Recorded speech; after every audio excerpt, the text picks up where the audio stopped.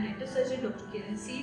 आज मैं आपको बताऊंगी जो हमारे ब्रेसेस के पेशेंट हैं उन्होंने किस किस तरीके से अपने दांतों को साफ रखना है। लेकिन जो ब्रेसेस के पेशेंट होते हैं उन्हें जहाँ बहुत सारी चीज़ों से ख्याल रखना होता है कि खाने पीने में उन्होंने बहुत ख्याल रखना है, उसके साथ साथ उन्होंने अपने दांतों की सफाई का उसे डबल ख्याल रखना है।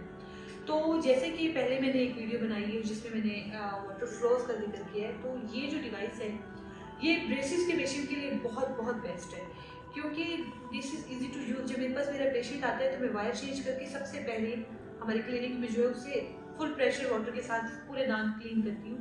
तो उससे क्या होता है कि जितने भी फूड पार्टिकल्स हैं वो सब रिमूव हो जाते हैं। अगर आप इंटरडेंटल ब्रशेज यूज़ कर रहे हैं, आप इंटरडेंटल जो है फ्लॉस कर रहे हैं, लेकिन जब आप वाटर फ्लॉस इस्तेमाल करेंगे तो आप देखेंगे कि आपकी ओरल हाइजीन कितनी अच्छी रहेगी, क्योंकि ये हर उस एरिया में जाके आपके दांतों की सफाई करेगा जहाँ पर आपके जो है ये नॉर्मल इंटरडेंटल ब्रशेज नहीं कर सकते।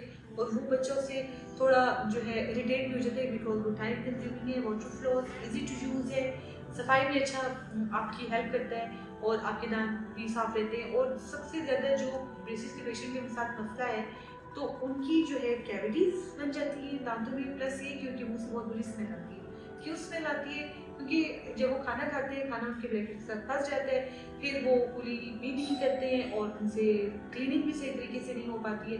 तो इस रीजंस की वजह से उनके दांतों में मल्टीपल कैविटीज़, प्लाक, ब्लीडिंग गम और बहुत सारे इशूज स्टार्ट हो जाते हैं। तो अगर आप डेंटल फ्लॉस जो मैंने आपको डिवाइस बताई है वाटर फ्लॉस की, वो इस्तेमाल करते रहेंगे तो इन सब इशू से आप बच सकते हैं। Thank you so much.